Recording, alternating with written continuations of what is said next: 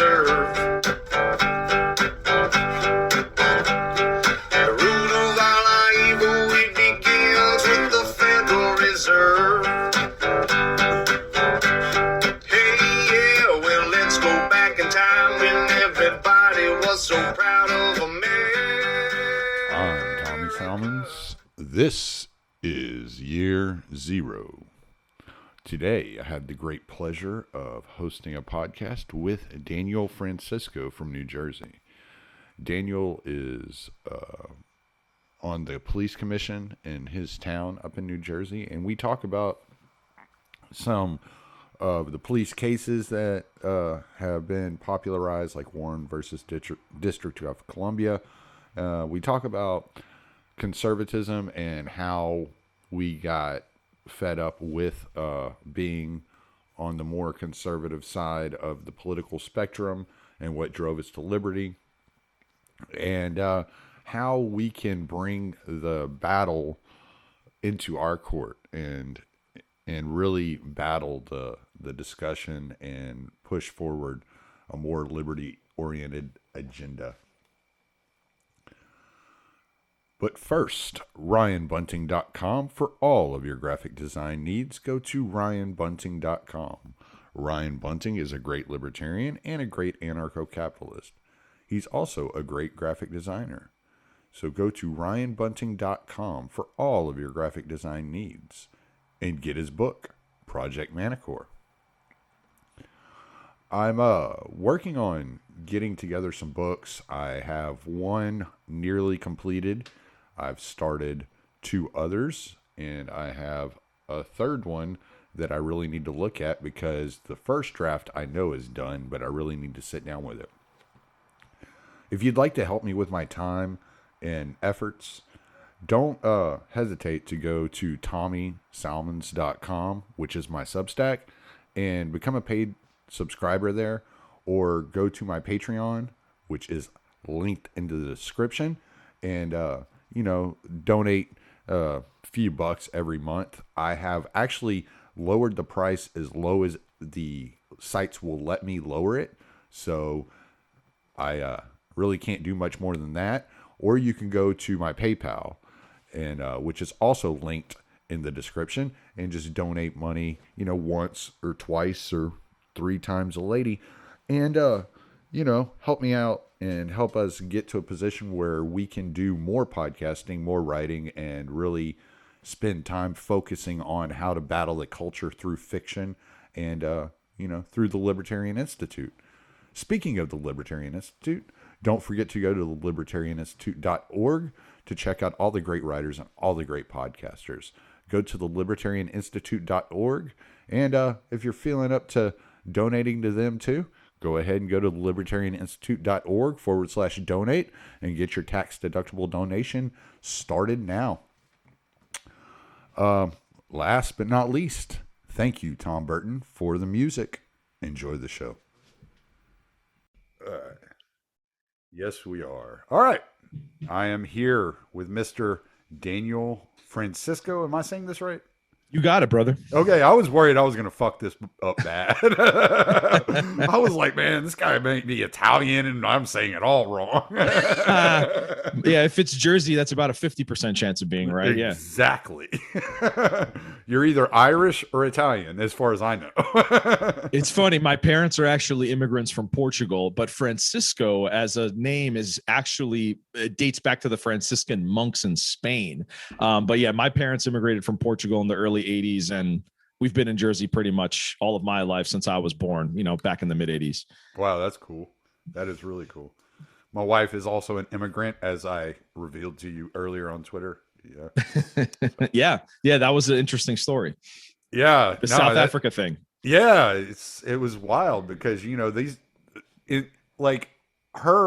culture is very, they believe in authority. They believe in the legitimacy of authority. So whenever it comes to talking about government and the things that government are doing and the authority of government, it was really hard for her to wrap her mind around my point of view. It took her a couple of years to wait, you don't just believe this? And I'm like, no. Of course. Yeah, there's a similar, there's an odd dichotomy with that. It's an interesting fact that you bring up, that cultural perspective, because in Portugal, I can tell you the handful of times that I've been there throughout my adolescence and adult years, where I've been old enough to kind of recognize what I see, is they're largely leftists compared to, say, like the political proclivities of the average American. They're to the left of that with economics and the state kind of being involved in your life. There's a lot of collectivism there for sure. That's sort of accepted as a baseline that's further to the left than the typical American. But they also have this odd like streak of wanting to be rebellious, but it's all verbal and fake. So they like talking about like, oh, these politicians are scumbags. Oh, we should hang them in the public square. Oh, we tar and feather these people. They have this like sort of rhetoric, but then they vote these people back in every single time. Like they love complaining about the corruption and how fatalistic politics is. It's a waste of time, which in many ways it can be. And there's actually this is totally off topic, but do you know the comedian Nick Kroll? No, I don't. He has this show called The Kroll Show, and he's like a Comedy Central guy. He has this skit that makes me laugh so hard because it encapsulates like my family and their rhetoric. And it's about like a German guy. And he says something like, we like hate corruption, but then we vote in the same politicians over and over again. He makes this joke about that. And like, he makes a joke about monarchy, about like, we hate this, but we love monarchy, like respecting this crown and stuff. So it's like, it's funny. That's the exact culture my family has that I see when I go there. I mean, you'll go to the city, like a major city in Portugal. And again, you know, people have certain civil liberties there that we don't have here. You could have people topless on the beach. You could drink an open alcohol container while you're walking around. In Portugal, drugs are completely decriminalized, right? So in some ways, they're very, in the traditional sense, more liberal than us in a good way. And then right after the guy walks by with the open container, you will see a march of a teachers union, and their symbol is a hammer and sickle, and they're the literal communist party marching, and everyone's like, oh, that's the communist party. Like, yeah, they're having a demonstration. So it's like, it's this wild, like, it's wildly different than America. You have these extremes that are sort of there and are pervasive in pop culture. They're sort of more civil libertarians than we are, and then in other ways they're more statist than we are. It's odd, man. It's something that unless you like live there or you have family there, it's kind of hard to understand, and people just view it as like, oh, they're just like communists. Like, yes, in 70-80% of ways they're more statist than us, but then in some odd ways they're not. It's like this weird mixed bag. I've always been intrigued by what they did with drug legalization. I always thought that was really interesting, and it seems to be going well, at least for them. I don't know if that's a cultural thing or if that could work everywhere. You know, which I think is an interesting question, because the way that cultures interplay with people and how it shapes people is really interesting. So that's always been an interest of mine.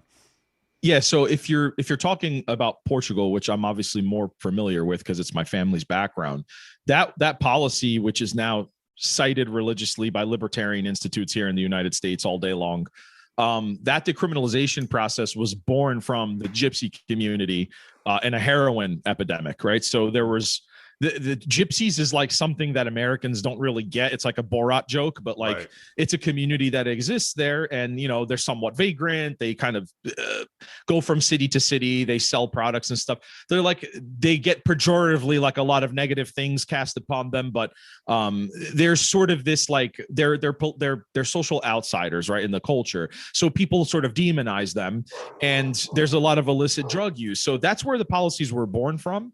And I mean, you don't have to listen to me lecture. You can look up any sort of Libertarian Institute in America, Cato, all those guys have talked about it. They saw precipitously that after they decriminalized all drugs, we're not talking like marijuana, we're talking everything, precipitously, not only did deaths go down, overdoses went down, like everything went down. And the diversion program was like, instead of us putting you in a cage, we'll put you in therapy, we'll put you in recovery, you know, sort of programs to try to help people get clean. To me, that sounds like if I have to choose between two worlds, I'll take that any day. It's way better. Much more humane way of approaching a subject.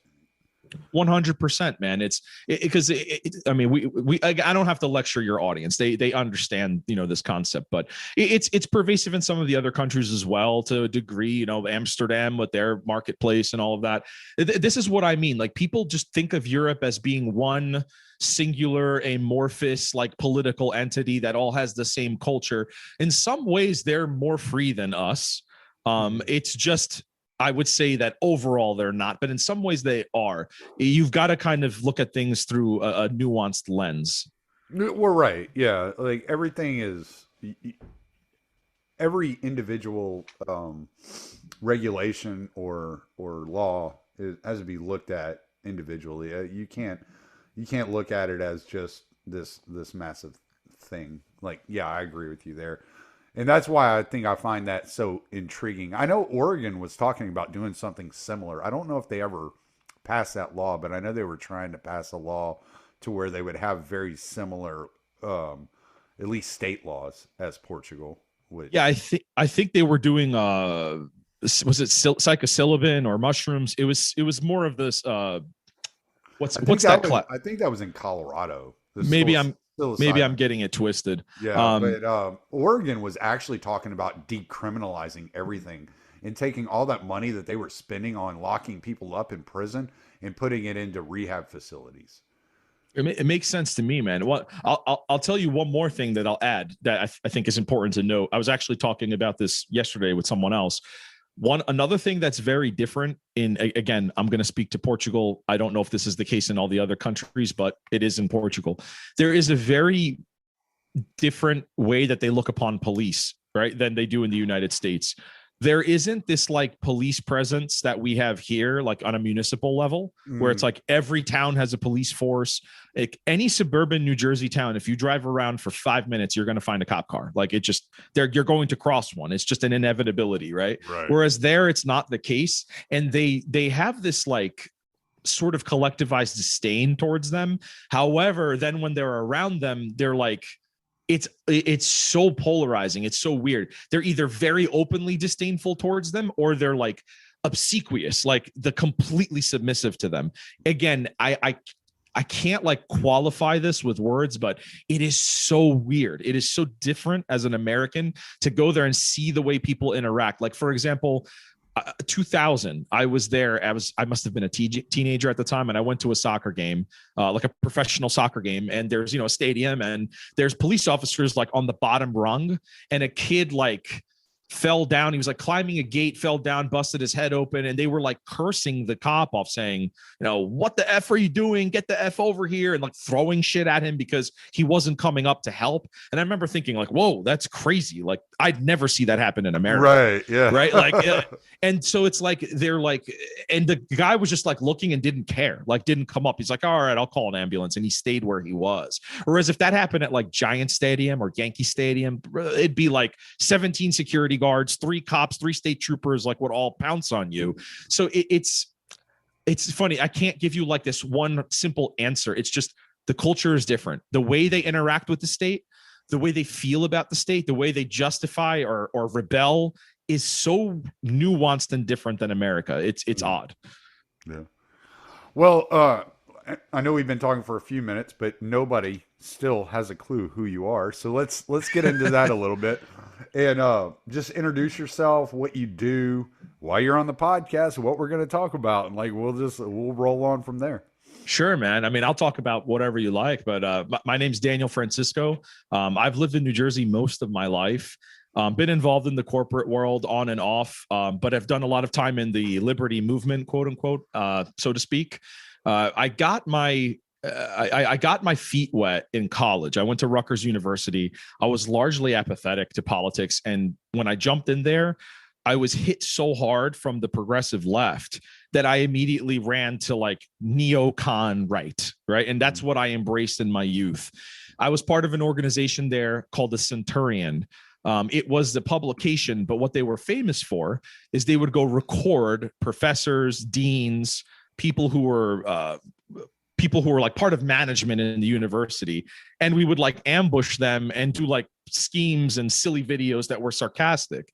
And it was like a rush for me to sort of be the intellectual minority, like to be the heel, the cultural heel on campus. And even though I don't really agree with a lot of the viewpoints that I had, during those years, that sort of got like me into this like awakening of like, I love this political discourse, this discussion. And as I got older, I became a much more of a civil libertarian and, kind of changed my views. That organization is what was the precursor to Project Veritas. So I ended up working there for a couple of years. I was there as the executive director and opened their initial office. And we had a bunch of investigations that during my tenure there. The pinnacle one that was probably like my most proud moment was an investigation into Obamacare and the Navigator program. If you remember back in 2010, they had these nonprofits that the ACA, the bill, like funded like hundreds of millions of dollars for these nonprofit entities to then hire certified navigators who would consult with people on the phone or in person in an office and get them basically on the rolls, like on their state programs, the state policies. And their pure goal was get warm live bodies into this program to legitimize this program. And we used some investigators. Oddly, one of them was Lawrence Jones, who now is a Fox News host. He's like Sean Hannity's backup host. And he's a guy that I hired to do that investigation. He was one of the guys. He was actually really good at it. So we got all these entities on tape on a hidden camera, basically complicit with fraud, saying things like lie about your smoking status, lie about your weight, lie about all this medical information so that you can get a lower subsidized plan and evade all of the premiums of the program, right? Mm-hmm. So that caught the eye of Congress. Darrell Issa, who was in Congress at the time, invited me out to Texas, actually to Richardson, Texas, and they had a congressional field hearing in honor of our investigation. And I got to meet with, I think it was the Chamber of Commerce of Dallas, and it was like Pete Sessions was there, a couple of other congressmen who are no longer in office, but Darrell led it. And that was like pretty cool. I'm like, wow, like we did this project looking into fraud, and Congress called a meeting and had an investigation into it because of our work. And that's a rush, man. It's exciting to do stuff like that. I got away from politics for several years after that, kind of built my family life, got married, had a son, and I've worked in energy in the private sector for most of my life. And then when we moved back to my hometown, right, the area near my hometown, it's Englishtown, New Jersey, I ended up getting involved on my local council. We're a very small town, 1,900 people. And after about 2 or 3 years, I just saw a lot of things going on in the retail political space where I was like, I generally loathe retail politics. Like it just doesn't really coincide with what I find to be legitimate in most ways. But I've been very involved as an activist in the Second Amendment space. I'm a plaintiff for the Firearms Policy Coalition. I'm in a federal lawsuit right now as the plaintiff to get the right to carry a handgun in New Jersey. Mm-hmm. So that, amongst many other things I've done in New Jersey in the Second Amendment space, people started chirping at me about, why are you doing these things? Like, why are you rocking the boat? Why are you challenging these laws? It's costing money and blah, blah, blah. And these people who call themselves, quote unquote, liberty activists, right-wing people, were chastising me for trying to get people the right to do something that they should be able to do anyway. And that was like what led to this final jump of, you know what? Like, I find so many of these people so loathsome and such hypocrites. I'm just going to fight a culture war and run for Congress against these people. So I decided to launch a campaign for Congress. I'm in Congressional District 4 in New Jersey. The incumbent is Chris Smith, who is a registered Republican, but is a statist, just like all the rest, and embraces every spending measure he's ever seen. He loves hearing the burr of a Federal Reserve printer. And he's voted for every gun control bill that you could imagine under the sun. So I'm just having a good time fighting this battle. That's kind of what I'm doing now. Is I just want to show the hypocrisy of a lot of these people and try to bolster the liberty movement, the small liberty movement, as much as I can in New Jersey. And you said you were on the police commission. Am I correct about that? Right. So every cycle, which is annual, it's how a lot of towns run. You get appointed to a particular committee, and I happen to be on the police commission. So I am one of 3 people on the commission. So technically, like, the chief, and they report to the police commission in terms of municipal duties. But then the chief also reports to like the prosecutor and the attorney general for other actual police duties. But yes, I am appointed for this year. And actually our reorg meeting is tomorrow. So as of tomorrow, I may not be on it anymore. We'll see. I may get switched to something else. Oh, okay. So what are your duties with the police commission? So it's to be an oversight and a liaison to the police department in our town. Because again, in New Jersey, 90% of the time, everyone has a municipal police department. So it's a way of saying you are the quote unquote managers of the police department. You are making sure that they're following the rules, they're staying within their budgets. You are liaisoning that with conversations about personnel, basically anything that would have to do with day-to-day operations. When it comes to actual like criminal things, that's not our concern. That becomes a concern of, like I said, the prosecutors, attorney general. It's more that side of the state. Okay. But in terms of the municipal duties, you're sort of the management scheme of the police department. Got you.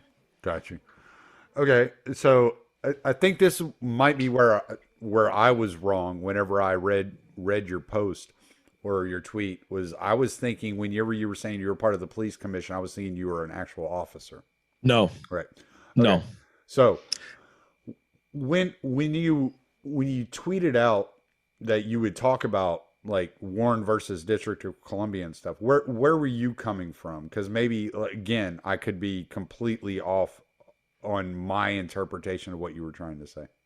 Yeah, if I mean, I've tweeted about that so many times. I'm trying to remember the one that you saw was probably someone making some statement to the effect of, well, these people protect me, they're protecting us. And I probably was responding, saying something to the effect of, they legally do not have to protect you. The U.S. district courts and the Supreme Courts have upheld and never been overturned in either jurisdiction the fact that two things: one, they have no legal duty to provide individualized protection, and two, they have no legal duty to enforce social compacts like restraining orders. So Warren versus DC is the rape case everybody knows. That's where the police failed to find a rapist that was jumping from apartment to apartment. And then Castle Rock v. Gonzalez, which is a 2005 Supreme Court case, that's a case about abduction, about a violating of a restraining order between a divorced couple, where sadly some children were murdered by the father after they were abducted.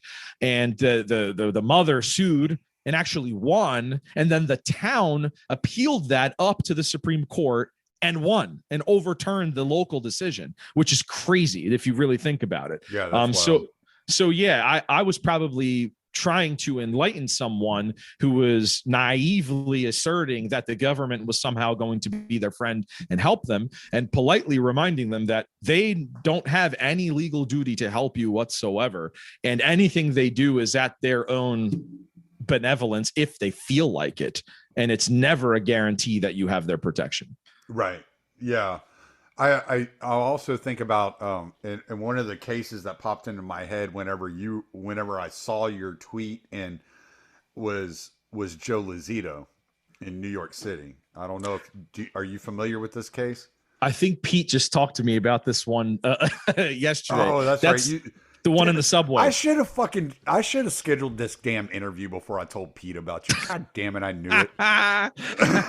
Yeah, we just that's the other famous case in New York. Yeah, with the subway. Yes, it's crazy, man. Look, and there's another one in Wisconsin whose name those two I know like by heart. I can even discuss the details of it. Then there's the one in Wisconsin whose name escapes me, which reached the same conclusion as Castle Rock. I mean, this sounds like a nerdy thing to keep citing, but there's this pervasive sentiment, and it's mostly on the right in America, on the political right. The political left, as naive as they are about many things and as collectivist as they are, they at least understand like emotion, and like they don't have a problem with voicing an emotion against certain things. The right is like, these people write all of this collectivist stuff, but we're going to defend the enforcement of it, right? It's like they pride themselves in that. And I always say they make fun of the left. The right insults the left for embracing identity politics when the right is doing it all the time. And the blue line is like the number one way in which they do it. Right. So they just blindly defend it. And it's like, well, can we have a moral discussion about what they're enforcing? And I've said a million times, like, if you talk to someone and ask them, like, do you hold the person accountable who is engaging in the actual policing of these immoral statutes or these immoral orders? Most people will tell you no. They'll give you the Nuremberg defense, and they'll say it like that. If you can hear me snap my finger, it's like it's an instinctual thing to immediately throw to the side and go, oh, no, that's not their fault. And it's like, well, I don't know what world you live in, man. Like, none of that stuff happens unless there's people in uniform willing to enforce it. And that's sort of my mission, is to inform the right, to kind of change that culture of saying, look, I'm not telling you that I want to harm people or I hate people, but you need to understand moral agency. Right. These people are responsible for their actions. And just because someone tells them, my friend David, he's one of the smartest people I know. I've been friends with him since we were 9 years old. He made this analogy, and it was so stupid, but it's so simple. He's like, you know, those Walmart greeters that, you know, they hire people who maybe have a disability or something. It's like really genuinely nice that they like hire people and pay them a good wage to do a job, right?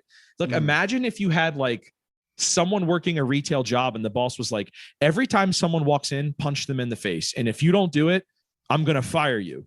And if I was one of these like Republicans, I'd be going around saying, oh, well, how do you not know the person at Walmart is a single mom and she really needs the paycheck? And it's like, well, so you're getting paid to do immoral things and that's okay? Like, it's a shocking conclusion that these people reach. And it's like, they can all relate to the analogy. Like, do you have a job? If your boss is like, what do you do for a living? I'm a lawyer. Okay. If your boss told you to engage in fraud, like, you would just do it because he tells you to. Right. I would hope you have a moral compass and not do that. So moral agency, man, that's what we're here to preach to the right. They need to learn it. And the quicker they can understand it, I think the quicker they start winning culture wars, because right now they're huge losers in that space. The left owns the culture. Yeah. Well, as you hear, there's all kinds of stuff going on in the background here, and welcome to year 0, because that's what happens on all my podcasts. My dogs actually lock themselves in my office, and since I was listening to you, I was texting my wife like, can you come get these dogs? Because but yes, you're completely right about everything you just said there. It's kind of nerve-wracking, and I don't know.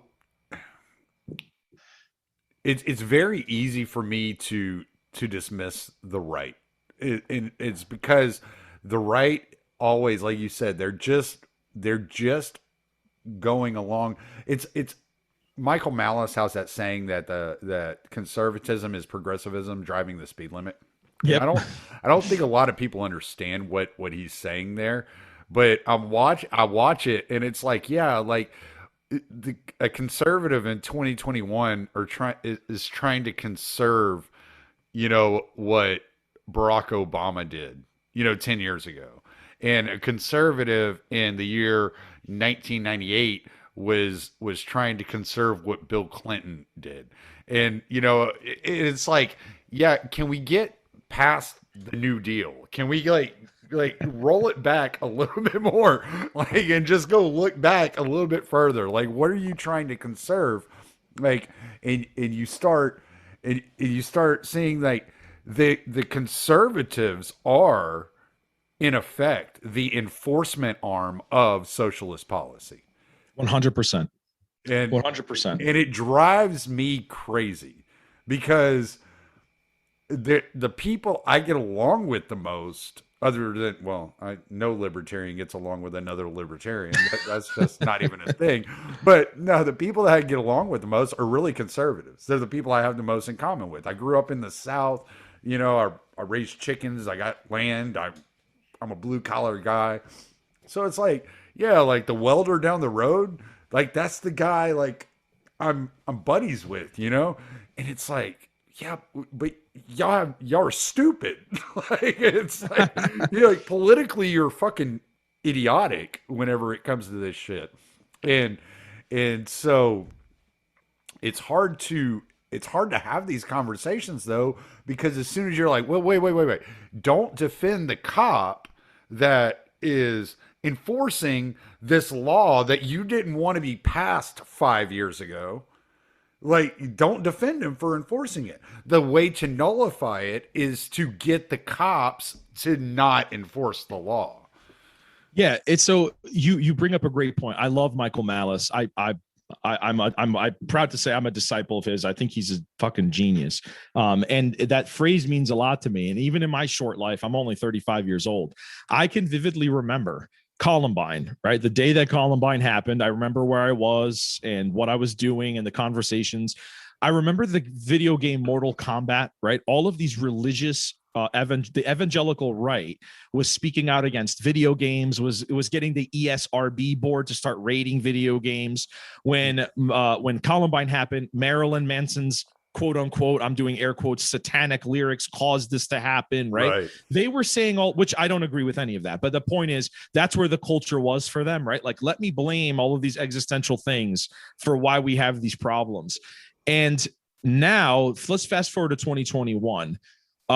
Public schools teach you Keynesian economics, teach white people that they're the devil, teach little kids sexual acts, and generally just teach abhorrent Prussian subservient, like slave driving principles to make you a good disciple of the state when you grow up. Do you know what the conservative movement in New Jersey is doing right now? They are begging the governor to send their kids back to those places. Right. So like,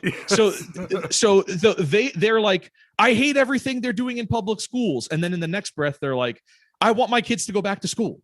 Like, so it's like, bro, you don't make any sense. You're shitting on the things they're doing in school all day long.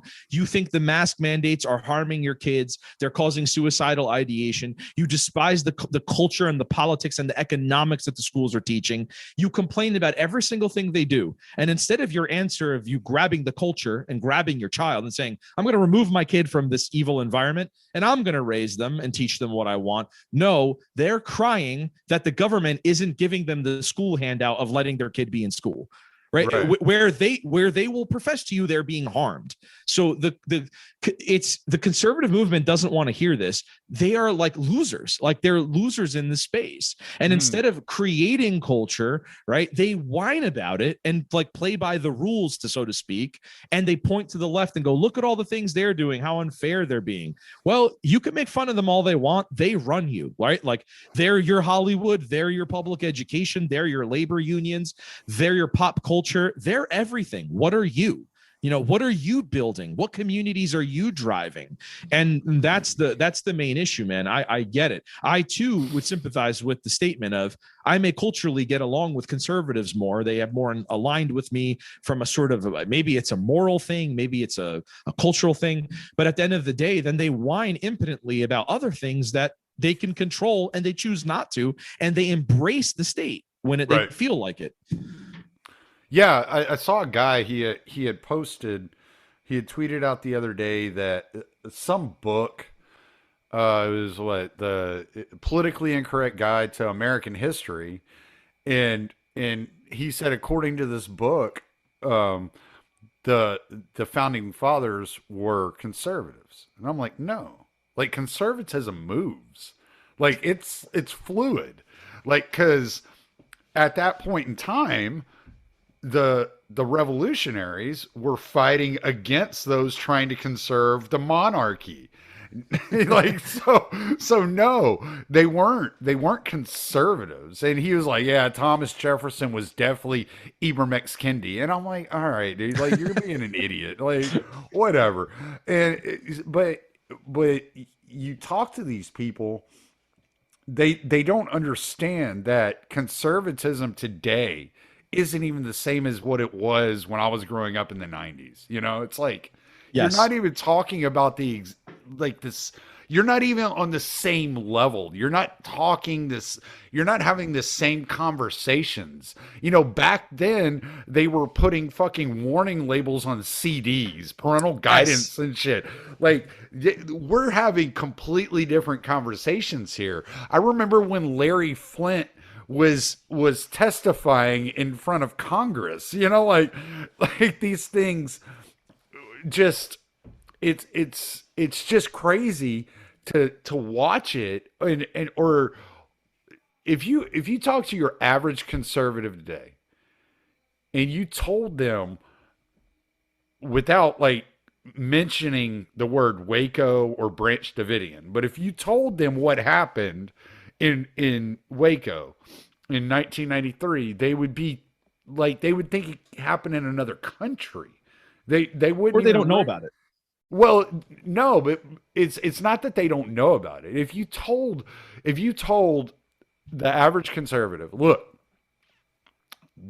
a federal government came down and murdered people for their beliefs, for their religion, they would never even, oh, well, that would never happen in America. We have the freedom of religion. It's like, no, dude, like you're missing it. Like, you don't understand what's been happening in this country, and what you're trying to conserve has nothing to do with freedom or liberty or any of these things. And it's very irritating. You know, I'll listen to one of the guys I listen to regularly, even though I don't agree with him. I probably agree with him 75 to 80% of the time, but is Glenn Beck. I still, to this day, I have just a thing for Glenn Beck. I like the way he presents the product and the way he does his show. It's very intriguing, and he pulls you into the story. I really enjoy that. He still, to this day, will say things, and I'm like, no, you still don't get it. You still don't get it. You're still support the police and blah, blah, blah. It's like, no, dude, the police are the ones who stood by. They left Wisconsin to leave a 17-year-old kid there to defend private property. That's what the police are doing. Well, part of this issue, which you hit the nail on the head, is the sort of mass psychosis, the mass dystopian goal is to make words irrelevant, right? So the entire crux of what you're saying is, I don't know what a conservative is, because what is a conservative? This entire discussion is predicated on a foundation that doesn't exist. Right? What I say it is, and what you say it is, and what the press and what the average American in 50 different states think it is all different. And they want it that way, because then you're just babbling and you're just noise yelling at each other, and you can never get to a philosophical basis and coordinate community. Right? It's the typical dystopian tactic. Create endless chaos, create vigorous debate in a small spectrum, and that drives people and disconnect people on a human level, which is the whole COVID regime, right? All of that is what causes that chaos. And you're right. Like, what is a conservative? You said it yourself. In pre-revolutionary America, what, 3% of them actually took up arms? The 97% are the conservatives, or some fraction of them, right? They're the ones that would have been preserving what they had prior. The people who were taking up guns and shooting redcoats were anything but conservative. They're the exact opposite of a conservative. I tell this story all the time. I had a conversation with a public school teacher who was telling me that masks are harmful and that she thinks parents should keep sending their kids into school. So obviously I was raking her over the coals on that, just from a moral perspective. Like, you're harming your own kid and you're admitting you're doing it. And then she's like, well, parents should keep showing up like the colonists, and the cops aren't to blame. It's not their fault. It was because her husband was a cop. That's why she said that. And then, which she told me after. And then she's like, oh, well, they should be like the colonists. They should keep showing up and protesting. And I said, the colonists showed up with guns and shot the redcoats. They shot at their police. Like, do you understand what you're saying? And then she's like, oh, that's not what I mean. And she slinked away.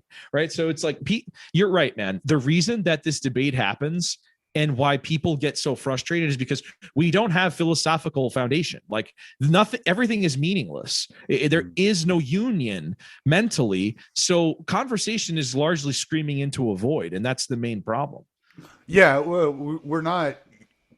Nobody finds it useful. I can't say nobody, but the majority of people don't find it useful to define terms prior to engaging in a conversation. Like terms have meaning, right? Like, you could be saying anarchy this, anarchy that, and you're talking about people throwing Molotov cocktails, where I'm saying, well, no, anarchy, anarchy, anarchy. I'm talking Rothbard. You know, it's like we're having two different conversations here. So, George Orwell wrote about this. He wrote an essay called Politics in the English Language. I think this was in 1944 he wrote this essay. He's covering these exact same issues. Like that the politics corrupts the language. They're intentionally using language differently than it was intended to be used, or the words are defined, and so you get this change. Like you see these people, and I get irritated about this all the time, and I fell into a trap of like correcting a parody account, which I apologize. Yeah, I was drunk and like I was like, fuck these people, but I see like the word bigot, the way the word bigot's being used. And it's like the people who are incapable of accepting another person's point of view is calling that person a bigot. But no, dude, look up the definition of the word bigot. You're the bigot. Bro, the word bigot, fascism, diversity, conservative, racism? Liberal, racism. Look at all of these words, right? They mean wildly different things to different communities of people. 2 + 2 = 5, man. It's the Orwellian. That's the entire dystopia. It's when I read the book as a teenager, I was like, this is a little on the nose, right? I remember thinking that, and I'm like, now as an adult, I'm like, no, he's a fucking genius. Like, like that's not on the nose. Like that is real. Like that is what we go through right now. And he saw that before he wrote that book. Like I said, I'll send you the essay. It's a great essay. It's called Politics in the English Language. And he's just talking about, and he is brutal on politicians. Just brutal. He's just like, y'all are a bunch of, basically calling them cucks and liars and like, scam artists. Like he's just like, whatever. Another word I love is discrimination, right? Like that word is loaded as evil. And I'm like, bro, the fact that you can discriminate is the reason you're alive. Like, what are you talking about? Like, let me ask you, if you're a woman, like if a guy hits on you, do you just sleep with every guy that comes across your path? I hope not. When you go to Burger King, do you just eat a Whopper every time you go by? I hope not. When you see an alligator, do you go pet it? I hope not. Like you discriminate in your life all day long. And that's the reason that you're healthy and alive. Like that's a fantastic thing that you have the freedom to discriminate. But it's like in corporate world, like they have these like charts that they teach you. It's even more Orwellian bullshit. It's like, try never to use these words. And it's like, discriminate is one of them. It's like, why? Like discrimination is fantastic. It's like, it's why I associate with people that I like, that love me and are peaceful. And I don't associate with people that are harmful to me. Right. Like that's the entire basis of our survival and harmony. And they want to build this narrative that like, no, discrimination is synonymous with racism and all this other shit. And it's like, well, no, you're conflating that because you're evil and you want to control me, right? And you want to control people. So, bro, it's a great philosophical point, and it's the reason why they want the debate. And I know this is not visual, it's verbal, but they want the debate in that very narrow spectrum so that you never have nuanced discussion outside of that. Just befuddle all of the words till they're meaningless, and that's how you get people scared, bitter towards others that are different than them, divided, anxious, and then they'll readily embrace a savior, in this case someone in the state, usually coming down and saying, I have the solution for you, do what I tell you and you'll be safe. And that's how they control you, man. That's the beginning. That's Germany in the 20th century. That's Stalin. That's the COVID regime. It's the same nonsense from a philosophical standpoint. Right. Yeah. There was this thing that was going around. I don't know if they're still trying to push it or not, but I think it was last year. It was either 2020 or 2019 that I heard somebody going around saying that if you refuse to date somebody because they're trans, you're transphobic. Yeah, not only date, now it's have sex with. Okay. No. That was the most recent one, which again, I'm not going to lie to you. I discriminated when I got married. Yeah, I exactly. It's not like I'm married. Well, I might have married the first woman that talked to me, but I mean, but you discriminated, right? Like, yeah. Oh, if you don't want to have sex with a person, if you don't want to talk to me, I won't marry you. Yeah, exactly. It's absurd, man. It's really evil. It's funny when you get to that space, and as soon as they shut down conversation, that's the last straw. That's when you know they're going in for the kill next. Yeah, we've put you into a frenzy. We've put you into fight or flight. Now we're going to start putting shackles on you mentally and physically. Next thing comes death. It sounds dramatic, but that's what it is. Yeah. Well, that's like the that's how life works. I mean, if you don't have the ability to engage and interact, then you die, right? Like if you get dropped off on an island with a tribe of people that are of a completely different culture and a completely different language, the first thing you have to figure out is how to engage with them. I mean, you're not going to survive otherwise, you know? And so, yeah, once you start cutting off these baseline kind of survival instincts, then all hope is lost.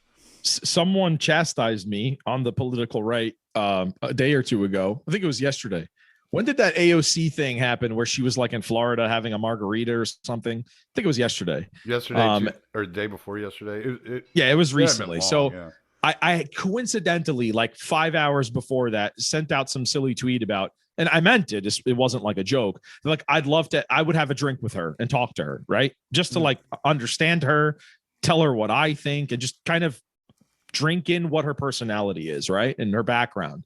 And I got like, most people were sympathetic and some people were lighting me up. Like, why would you do that? She doesn't care about you and she's evil and this and that. And I was like, bro, like at some point you have to understand that if you're not willing to talk to people, even people that you don't like, people you don't agree with, like what comes after refusing to talk? It's violence. Like that's the only other form of communication, right? You know, it's either isolation, but I can't isolate myself from AOC, right? She has power over hundreds of thousands of people and by proxy millions of others. Right. So this thought of like, oh, you just can't talk to her. So what am I supposed to do? Harm her? Like that's the silliest thing I've ever heard in my life. I mean, if more people talked and had genuine dialogues, defined their terms, set moral and philosophical foundations so that we actually understood where other people were coming from, maybe people on your side of the spectrum, when I say your, I don't mean you, but just generally, you know, speaking to people, maybe there'd be more commonality. Maybe you'd solve some problems, but you don't because you engage in this like tribalistic us versus them binary. It's like war on terror. It's us versus the world type of shit. It's like, all right, man, you just want to fight. Like you want violence. Like I'm not with that. I want to try to solve my problems peacefully if I can. And if it means sitting down and having a margarita with a communist, that's cool. Like I'll do that. I don't care. Yeah. I mean, but you got to realize she would never talk to you. Like she would never. Do you remember after January 6th, whenever she had tweeted something out? I think it was about police reform or something like that. And Ted Cruz quote tweeted her. He said, "I agree. We should work on this." And then she quote tweeted him back and say, "You don't talk to me. You tried to have me killed." Yeah. I do remember that. Wow, it's funny. I haven't thought about that. Yeah, it's like he's trying to find some commonality. And then she's weaponizing it, right? We know what she's doing. She's weaponizing that culture war.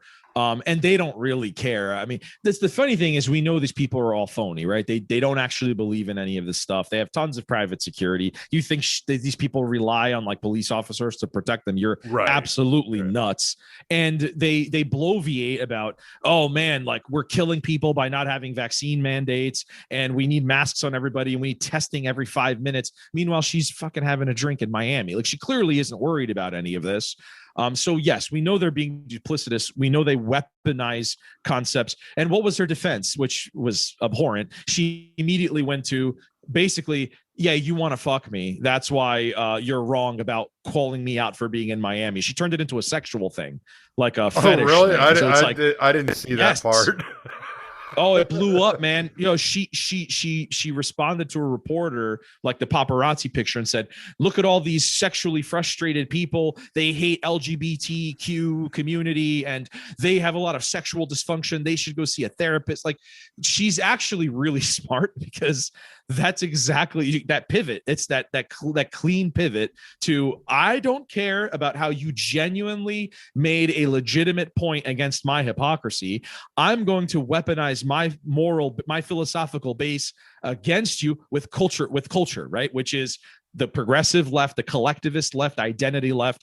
I'm a woman, you're a man, you said something about me, therefore you're wrong.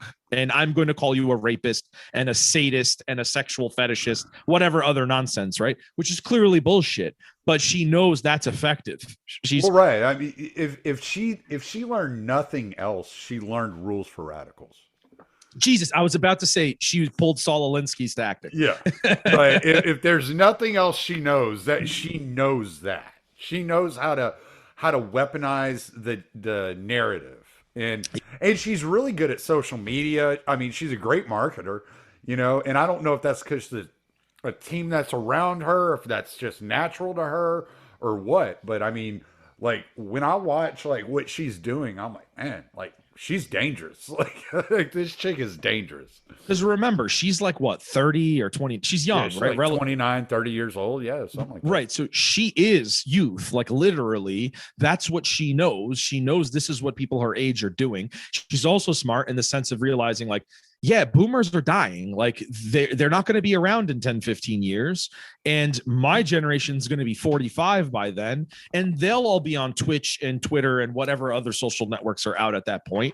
And she knows that's the way to make connections with people. Like, this is what I mean. Like, is she capable of evil and doing disingenuous things? Yes. But is she completely stupid? No, she understands this stuff is effective. I'm not saying it's moral, but it's effective.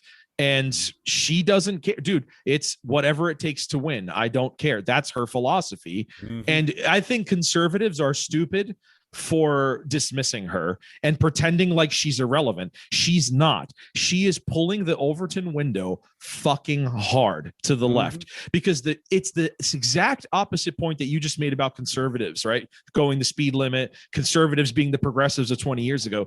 She's a radical leftist, and the center is now getting pulled to the left, and those center left views are now centrist, and they can now promulgate that stuff into the cultural ethos, and it becomes acceptable. It's all about exposure, right? They even say, like, when we talk about our quote unquote conspiracies, governmental things that they do, well, sometimes like they just put it out there in a movie so you'd think about it. I'm like, yeah, they probably do, because now it's in your conscience, and now you're like, oh, I saw that in a movie once. So when it happens, you're like, oh, that makes sense. Right. It's all part of that game. It's exposure, man. And the culture is more important than politics. And that's what these people don't grab.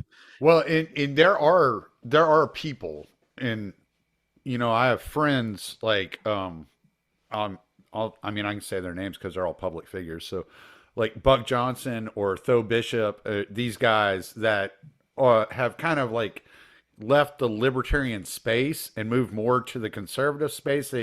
They're more of the paleo libertarian types, kind of like the Lou Rockwell types. Yep. And they get labeled as fascist or this, that, and the other. And if you've ever met Buck, if you've ever spent 2 seconds talking to Buck, he doesn't want anything bad to happen to anybody. He's like this really soft-spoken, nice, just genuine person who's been a firefighter, you know, for the last 25 years, and is like, yeah, man, just let us have our freedom. Like, just let us be free. If you'd let us be free, we'd leave you the fuck alone, you know? And, but you have these people like that, and they get considered to be far right radicals, and AOC is considered like sane. And so this is like a perfect example of what you're saying. The Overton window just keeps moving and moving and moving. And you're like, wait, no, man, like, she is not sane. Number one, nothing she is saying is rational. Number two, I know these guys. They are not radicals. I mean, they are radicals, I guess, to an extent, whereas they're like Ron Paul, Lou Rockwell type, I want freedom, leave me alone. But come on, when as I'm watching this occur, I'm watching like the libertarian space and the liberty space shun people like Tho Bishop or Buck. I'm like, you're really pushing away some really good people. Like I may not agree with Buck 100% of the time, but if I had an issue and I needed a friend, I would call him 100% of the time. He's a good guy. Like he is not a bad dude. We were just texting last night. Like I love Buck to death. So it's like, what are y'all doing? Like, why are you this is why there's such a paranoia in the liberty space. You have like these Nick Sarwark types, these Archie Flower types that are demonizing good people. And you're like, wait, no, like these people are representing and the literature that we've been reading for the last 10 years, they're representing it really well and they understand it really well. And they're coming at, I mean, Tho is, he works with the Mises Institute. It's like, you're giving up too much ground. You're willing to cede too much ground. And at some point you got to get to a point where it's like, okay, we're not compromising anymore. This is just a fight now. Like we're digging our heels in right here and we're fighting now because I can't let you drag my friends in that way. Right. It's funny that you acknowledge how I hate using terms like right and left because it's kind of like the whole definition game. What does that mean? But let's talk about, I guess, liberty movement, I guess is the word. In the same way. Well, I use right and left because Buck or Tho would call themselves right. Right. And I'm fine. If they're fine with it, I'm fine with it. I'm like, and right, I'm trying to do like Tho Bishop's philosophy here in New Jersey, right? I'm running as a quote unquote Republican in Congress. And I don't talk like one, right? Like if anyone's listening to me for the last hour, we've been chatting. I certainly don't sound like a Trump MAGA Republican who is like everybody else that's running, right? In the same way that sort of lack of understanding and nuance occurs on the right, think about the rights. And when I say the right, I mean retail Republicans. Think about their misunderstanding of the left, right? They think the left is just like amorphous blob that's all the same. So you mentioned a character, AOC, right?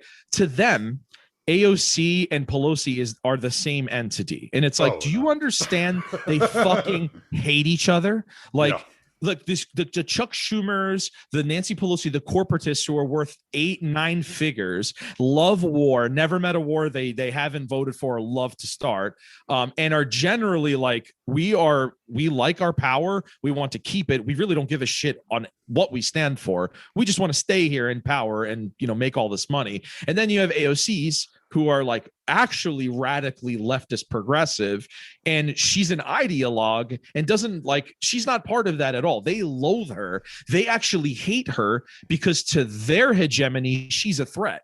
Right. Yeah. But from a now that's their little infight on the left. Now, but when we talk about the whole country, the whole political spectrum, AOC is dangerous to the liberty movement in the sense of she pushes that window hard, right? And my job, and like what I think we should be doing, is pushing that window to liberty, right? And I don't care what you label yourself as. You want to call yourself a small L, big L, Republican. I don't care if you call yourself a Democrat. I don't care. If you get into some position where you can eliminate power from the federal government and increase individuals' civil liberties, you're my friend. I don't care. I don't care what you call yourself. And that's the thing I think we need to get to, man. But when I end up spending, I'm running as a Republican, I end up spending 99% of my time arguing with Republicans, not with Democrats, because they're the ones that treat me like a leper. Like I don't belong there. Well, yeah, it's kind of like the way Tulsi Gabbard was treated by the Democrat Party. You know, like she was probably the only sane Democrat on stage. You know, it's like I don't even agree with her most of the time, but at least I can like, oh, okay, I could talk to this woman and like actually come to some understanding as to why she believes what she believes. These other people are, most of them are just totally insane. They're authoritarians, and that's really how I feel we should be looking at this fight. It's authoritarians versus the liberty minded. And when you talk to normies, because of my job, and I'm working retail, so a lot of the people I talk to are just average people, you know, right. and they're not paying attention to a lot of the stuff I'm paying attention to. And I knew that going into it. And so I kind of enter these conversations with my mouth closed and my ears open, trying to figure out like, all right, like what are we dealing with? I talk a lot on my podcast. I don't have to talk at work. So I'm like, what are we dealing with here? What are these people actually thinking? And one of the things I've realized, I was talking to, do you know Nick Ashley? I know that name, but it's not ringing a bell. He was on Twitter. Yeah, he was on the Tower Gang podcast. Now he's on Slurp Gang. Oh, okay, got you. Yeah. I know those guys. So he's a friend of mine. He also used to have a podcast called The Individualist. With okay, Nick yep. Ashley. All right. So he's a good buddy of mine. I'll be releasing his episode this week. So his episode's coming out, and then your episode will be coming out right after. And I was talking to him the other day, and I'm like, they've figured out they've infiltrated individualism, like, right? And I've tweeted about this a couple of times over the last couple of days about this. It's individualism has almost become toxic. It's like because it's put normies in a position to where they feel like they're alone, right? And when you look at like if you just go through like the way that nature operates, and you watch, like, if you ever watch any nature shows or anything like that, you'll see the lions like hunting a pack of zebra. And what are they always trying to do? They're trying to isolate one single zebra from the herd so that they can target in on that zebra. Well, effectively what has happened is individualism has become such like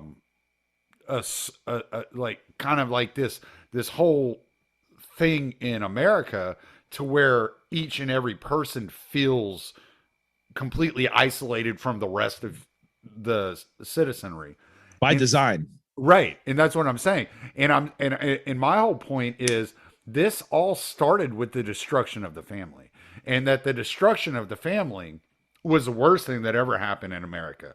I don't care. Like, I mean, trust me, I care about all kinds of things, but I don't care near as much about most of the other things that have occurred in America as much as I care about the destruction of the family. I think the destruction of the family was what created this kind of isolationism that we're experiencing. And people think that it's, oh, well, I'm that individual, you know, it's that rugged individualism of America. Well, no. This isn't what rugged individualism was. Like there was still a familial unit. And now your rugged individualism is you living like Ted Kaczynski out in the mountains, you know, like, and that's going to get you nowhere but, you know, dead or in prison.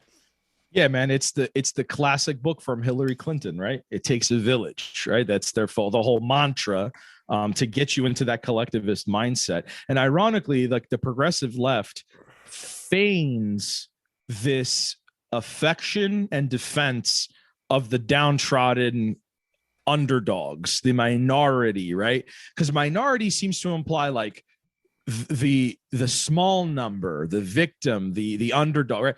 And it means none of that. It's really that Orwellian, like it's that newspeak. It's minority means I take a group of people and make them one, and now they don't matter, right? It's collectivist, if anything. And instead of saying like, what's the best thing for the most important minority, which is the individual, that conversation never fucking happens. Like and again, by design, because they don't want to engage on that front. Because if you start acknowledging that individuals have rights and that, hey, you can't force me to inject something into my arm so that I can go eat, you know, that's my individual right to be able to move peaceably about and engage in commerce with people voluntarily.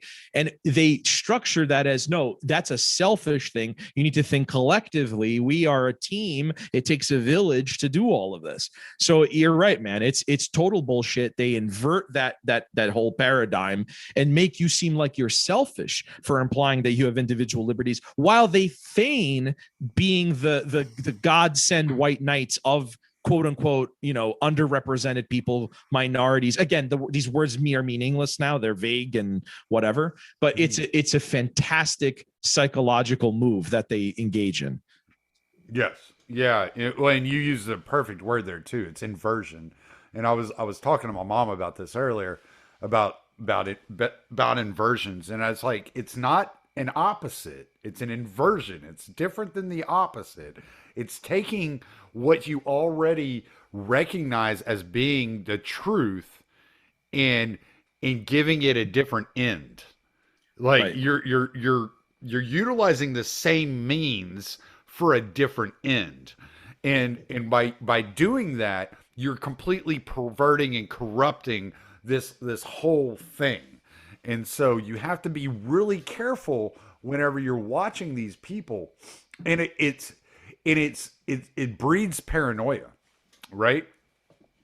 So then you have this paranoia within the liberty space of, well, everybody's a fucking Fed, right? Anybody who does something worthwhile, oh, well, they must be a Fed. They must be, they're getting money from this organization or that organization. We just got to chase it down. We got to investigate. And I'm not saying that the feds haven't infiltrated the liberty movement in any way. I'm sure they have in some way.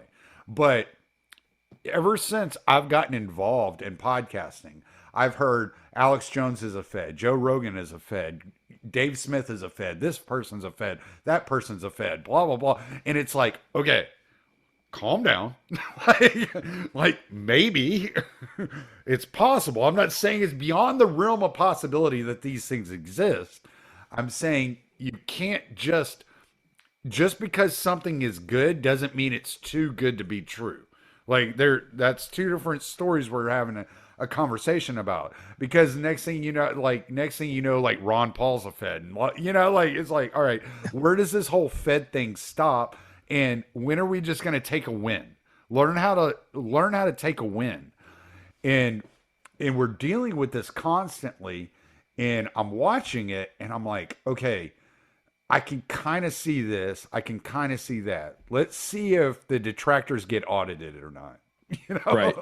Well, I hope Dave Smith's not a Fed, man, because he lives a couple of towns over from me, and we've talked to him once or twice at Mises meetings, so I'll be in trouble if he is. But yeah, man, it's not dissimilar. It's not dissimilar from like in the Northeast, Second Amendment defense attorneys. They're there to fight for your rights, but they love the fact the laws are there, right? Because that's how they make their money, and they like convoluted laws. Right. But then they're off giving speeches, checks for nonprofits saying like, I'm the warrior fighting for you, right? It's like they actually benefit from that environment existing. Right. And so, yeah, it's this complete, but it just breeds this paranoia, man. And it's so hard, especially in modern times, is much information is flying around at I mean, it's the speed of light. It does even as a podcaster, I can't keep up most of the time with what's going on. I'm just like, basically what I do is I just get dead set. I'm going to have this conversation, and that's what I'm going to talk about, because I don't even know. I couldn't keep up with the news if I wanted to anymore. It's just so fast, and it's so much, and it's intended to overload you. It bogs you down, and it puts you in a position to where it's almost most of the time you're talking about things that don't even matter. And so I focus on things like, I try to focus on, like, I don't know. I know you're involved with the police commission, and you're involved with the city council in New Jersey and all this. So like, is ESG anywhere on your radar? Is this something that you've even looked at or heard of? I've heard, and I'm going to plead ignorance to it. What is it? Okay. So this is something that is being pushed, was started by the World Economic Forum through the Great Reset kind of a nonsense that they're pushing. It stands for environmental, social justice, and governance, right? And Gotcha. and it has to do with investing, right? So what they're saying is that investors have to like kind of like kowtow to these ESG standards.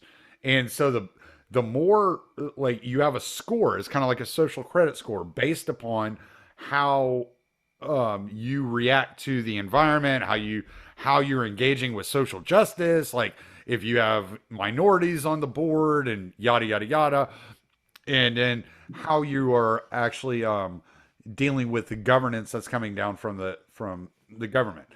And so the higher you get your ESG score, the more you are adhering to the policies being shoved down your throat. The lower your score is, the less you're adhering. So it's like I said, and it's going to affect your banking. And what I worry about whenever it comes to this ESG stuff is like we're not just talking about these big investors. We're not just talking about hedge funds. We're talking about people with 401ks, right? Like, because like Merrill Edge put ESG scores on all their 401k pages. Everybody Right. that has a 401k with Merrill Edge now has an ESG score. And this is going to start affecting how people are able to access loans or money, yada yada yada. How long before, we heard them talking about trying to get the banks to turn over their finances to the IRS if they had more than $600 in their account at any given time. And yeah, so how long before this starts just trickling down, affecting the average American? And you want to talk about in 2030, you're going to own nothing, you're going to be happy. It's going to be because you can't afford to own anything, because you can't get a loan, because you can't get money, because you can't get a job, because you can't do these things. And they're throwing these things down our throats one after another after another. It's, the ESG scores, the vaccine mandates, the testing, all these things are coming all at once. And it's this avalanche of stuff coming at the average person that those that have not been paying attention, I feel horrible for, because I'm watching and I'm like, man, you're in for a rude awakening when these things actually hit. Yeah, man. And I actually did see a chart about that concept. I didn't understand the acronym, but I know exactly what you mean, dude. It reads like a Black Mirror episode. Yes. It really is no different. And like you said correctly, it's an avalanche. That's a great word, because when it comes at you from 5 directions, even if you're inclined to resist, how do you coordinate that resistance and how do you do it effectively? It's very hard. And that's intentionally so. Again, all by design. So at that point, you may have people resist A, B, but not C, D, and then they'll win on 3 of those issues and subdue that community. So yeah, man, look, all of that, I agree with everything you're saying. I don't even know how to color it in any better. It's all they're authoring a future of discipline, and it's coming through ways you can't see. And then the things they do show you are often a distraction to keep you arguing with people who aren't your enemies, who can't harm you or don't have power over you. You hate this group, you hate this race, you hate this union, you hate this color, this club, whatever, this party.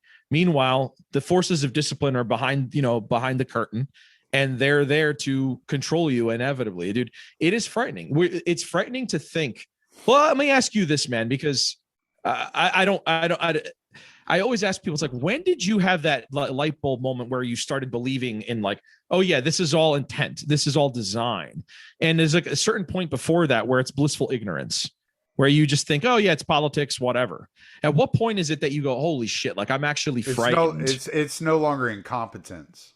Right. Yeah. It's design. It's no longer incompetence. Yeah. It's just pure evil. I think that came from me in around, I don't know, man, because I've been reading a lot of crazy shit. You probably see it behind me. I got what's his last name? David Talbot's book, The Devil's Chessboard, and that was a big eye-opening thing. But honestly, I think I started like suspecting and really looking at it whenever I saw the movie JFK, believe it or not. When I was like 12 years old, I was like, wait a second, these people are fucking crazy. and then, but whenever it really all just like the switch completely flipped, and I was like, oh, like they're not stupid. This is intentional. I think was in 2019.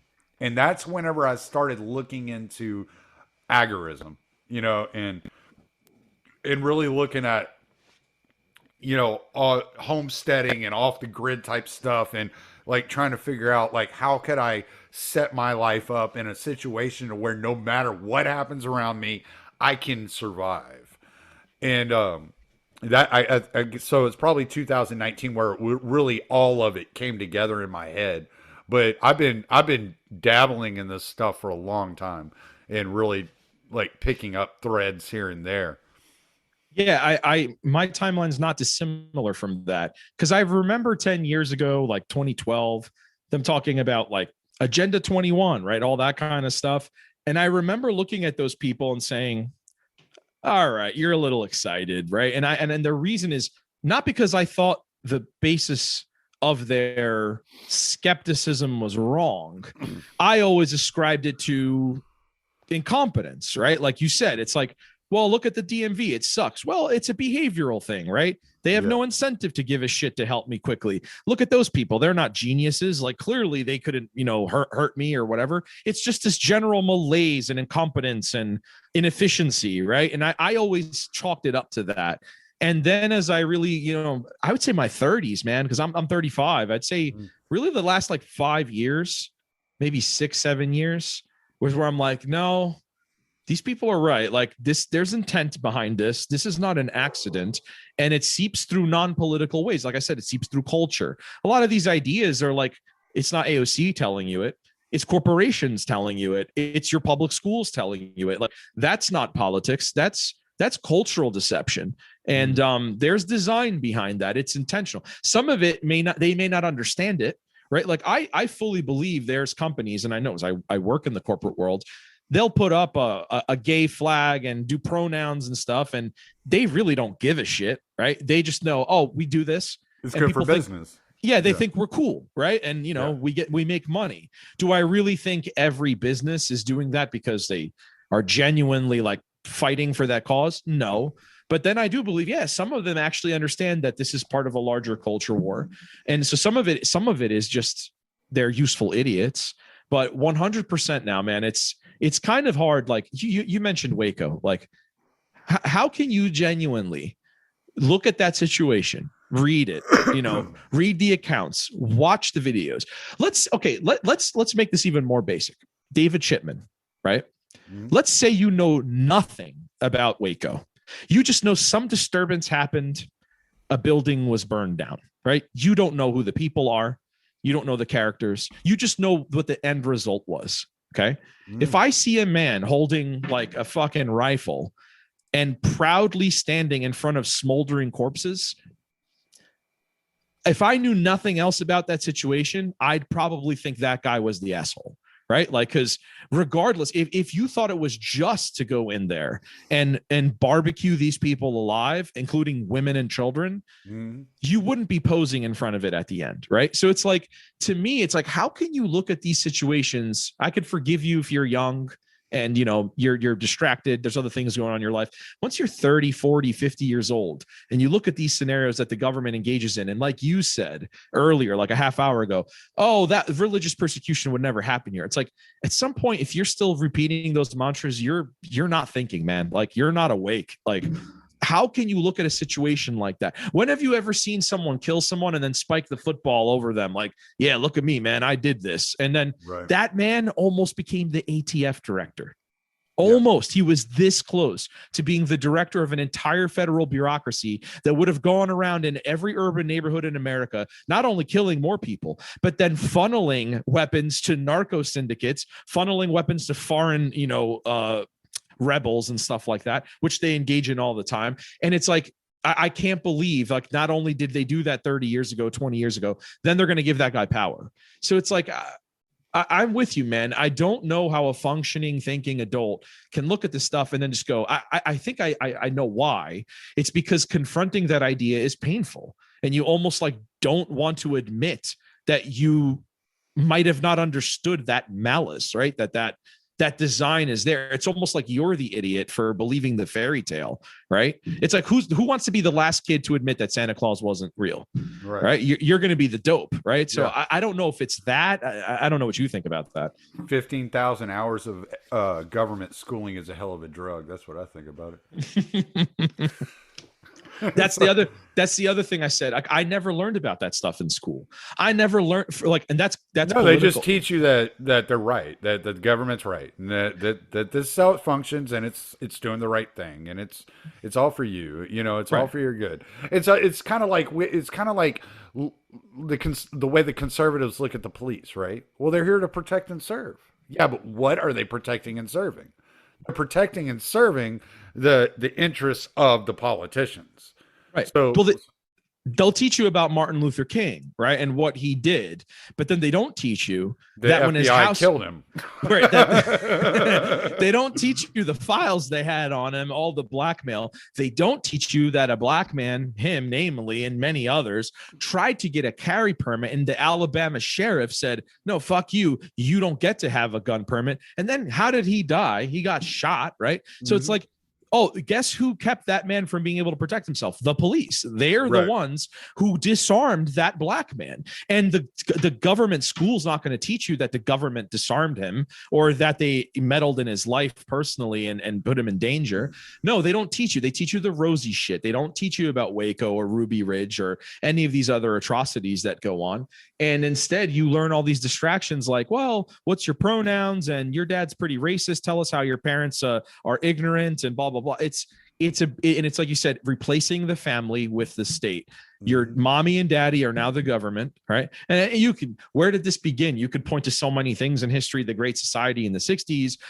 You could point to Wilson, all the crazy shit he did with the feds and all with the Federal Reserve and all that nonsense. You could point to the 1800s. There's tons of things, right? But in American history, there is a rich history of disarming and harming underprivileged communities. You can point to the Black Codes in the South, post-Reconstruction America. You can point to the Sampson Act in New York, where they disarmed Southern Europeaners, which was code for Italians. You can go to the Mulford Act in California in the 1960s, where Republicans and Democrats said, we don't want these Black Panthers carrying rifles around the Sacramento Capitol, right? And it's just, we lie to ourselves. It's like the government doesn't care about quote unquote minorities or the underprivileged or the poor or any of these platitudes that they come up with, right?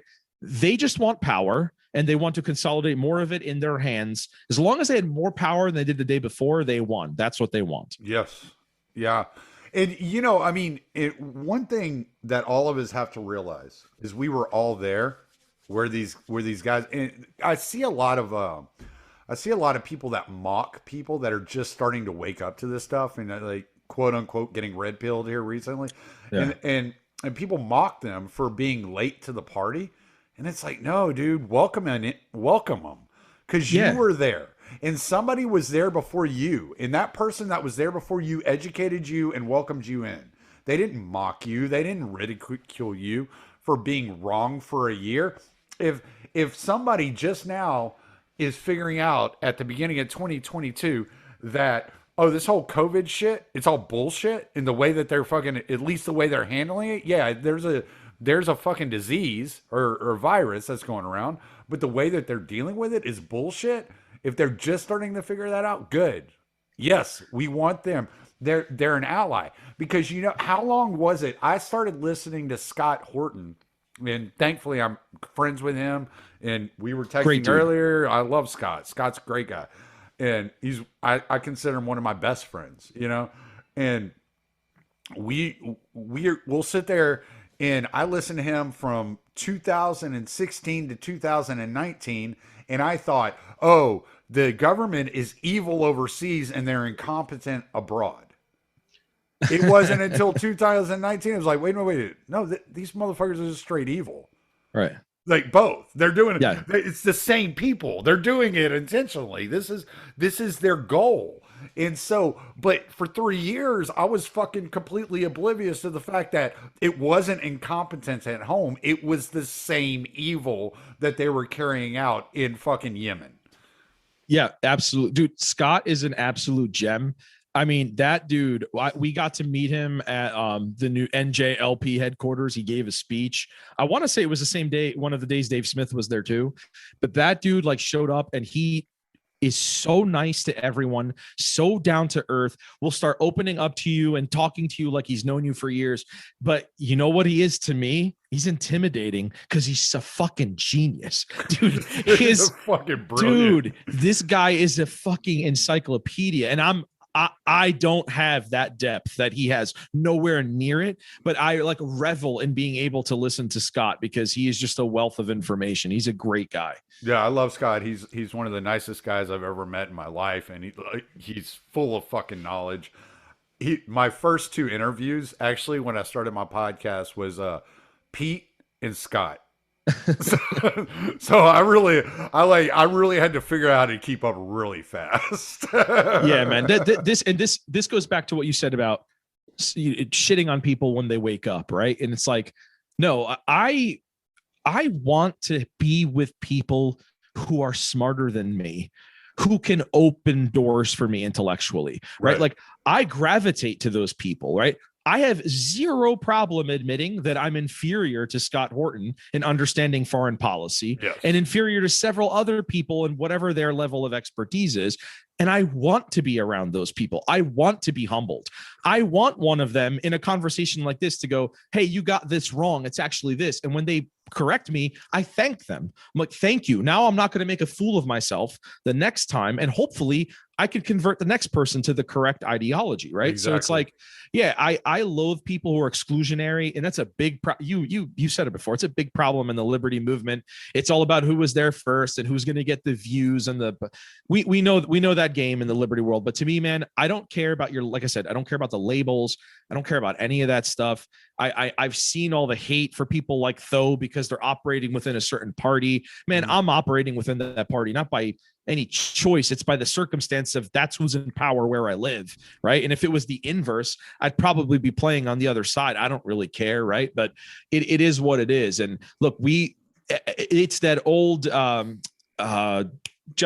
Peterson, what's the Jordan Peterson line, right? It's like, assume that everyone you are talking to like knows something you don't, right? And listen to they teach you something. Michael Malice would say that same thing too. Yes. He's like, if I'm talking to a farmer from Iowa, he knows more about farming than I do. Like, right. It's like, I may learn something from him. Exactly. Yeah. But no, they turned this into this like posturing of like status. Like, I'm up here, you're here. Like, don't tell me what to say or think. And it's like, come on, man. Like, look, I come from my parents come from a humble background. Like, they're immigrants to this country. I know tons of smart people that don't have degrees, that don't have illustrious jobs, are not considered to be like looming intellectuals. And they're some of the smartest people you'll ever meet. Some of the shrewdest businessmen don't have a college degree, but they run a business and they've done it for 30 years and they understand how it works.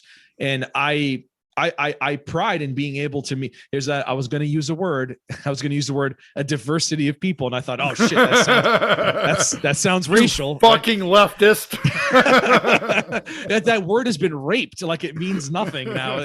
I hate it. Like, I hate when good words get destroyed. Right. But I pride myself in like having this eclectic, diverse group of people in the traditional sense. And it's like, I can take the good from all of these people and build my identity and build what I think is right. And I genuinely like sparring with people, right? Like, if I think you're wrong about something, or I think you're pushing an ideology that I think is harmful or incorrect, like, I enjoy the spar, I enjoy the battle, and I'll have a beer with you after. I don't care. But I noticed that a lot of people view that spar, that mental battle, as offense. Right. Like, if it's a personal attack now. It's not just two people exchanging ideas. So I avoid debate most of the time because of that, because I'm like, no, I don't want to get into it with you, because I mean, most of the time it's people I don't even know.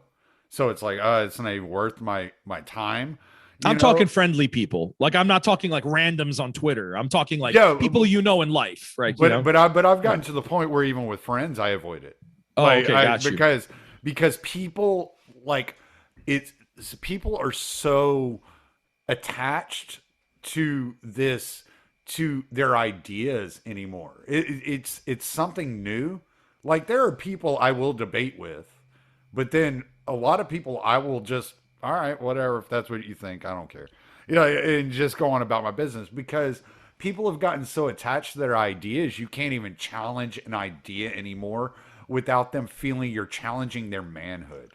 Because it's identitarian, right? Because when you challenge their idea, you are disparaging them, because they associate that concept with their self-worth. And to admit that they were wrong is to sort of admit that you're a fraud. And it's not. Like, humans grow. Like, I say this all the time. If you met me in 2004, 2005, I would walk around my campus in a Bush Cheney t-shirt.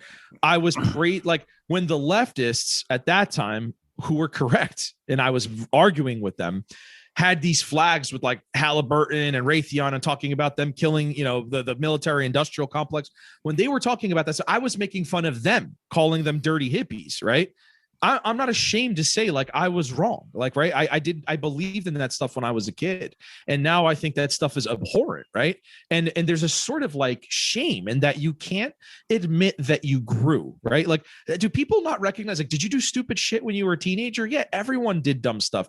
I've done dumb stuff in my 20s. I probably TikTok didn't exist when I was a teenager. I probably did something dumb yesterday. Right. It's all about being intellectually honest. Right. Like, I made a mistake. I guarantee you I said something stupid yesterday. I guarantee it. And that's what being human is. But what is all this? Like, why do I have all this shit? If I'm only gonna if I'm gonna believe one thing and only one thing, then why do I spend the money on the books? Why do I fucking read them? Because, like, we're trying to learn, we're trying to move forward, and like, libertarians are the worst about this. If you haven't read the exact book they read, then they're like, oh, well, you're stupid. It's like, no, dude.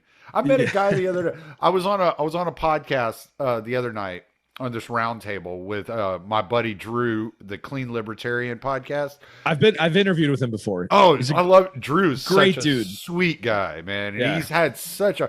I'm gonna have him on the show here pretty soon to talk about all his legal troubles being lifted off his shoulders and getting the pardon, which I think is great for him.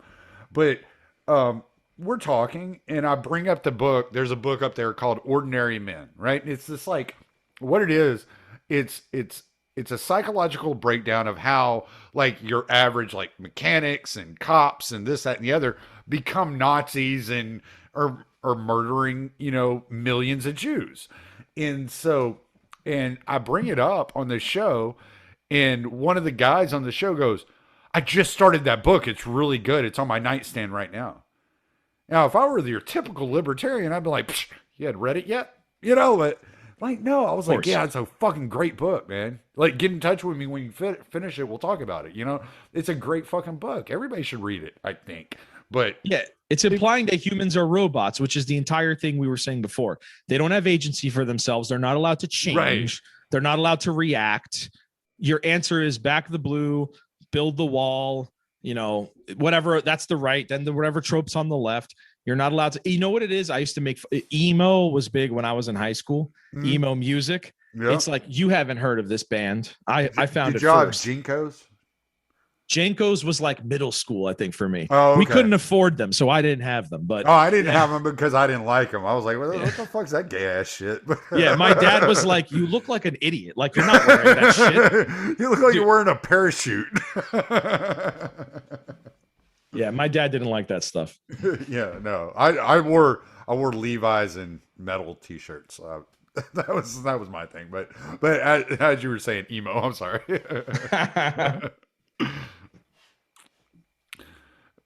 But all right, man. Well, I think we're about an hour and a half in, so I think I could talk to you probably for another 3 hours. I've been really enjoying this conversation, but we'll definitely do it again. Give all your plugs. Let's call it quits for the night. Absolutely, man. I appreciate it. You can go to francisconj as in New Jersey.com. That's the campaign website. Phone number and email are on there. Reach out to me anytime. I will personally respond to every single one of you.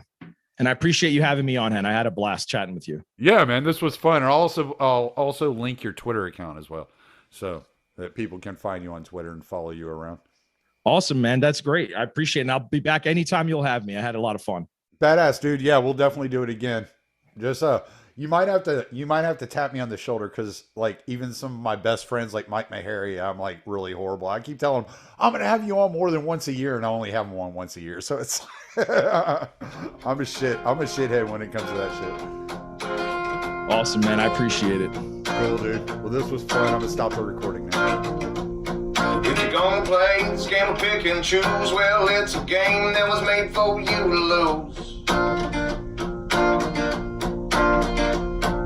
It doesn't really matter how many times, it's the same old worn out stories, same old lines. They're all pointing dirty fingers in hypocrisy, bragging on their feats of mediocrity again. Never really making any kind of change, but they keep on getting re-elected, and I find that strange. And that's why I say fuck them, don't feed them, cause we don't even need them. I never celebrate the tyrants out of taking our freedoms. Yeah, I said fuck them, don't feed them, cause we don't even need them. I never celebrate the tyrants out of taking our freedoms. What's it gonna take for you to see that we're living in a rigged democracy? People stand in line for the things that they've been choosing, paying no attention to the rights they keep on losing. But they all gather in the rallies and they chant their names, on goddamn well that it's all gonna be the same. Just 4 more years of war and taxes, 4 more years of them grinding down their axes. And that's why I say fuck them, don't feed them, cause we don't even need them. I never celebrate the tyrants out of taking our freedoms. Yeah, fuck them, don't feed them, cause we don't even need them. I never celebrate the tyrants out of taking our freedoms. Cause we don't even need them, we'll never celebrate the tyrants that are taking our freedom. Fuck them, don't feed them, cause we don't even need them, we'll never celebrate the tyrants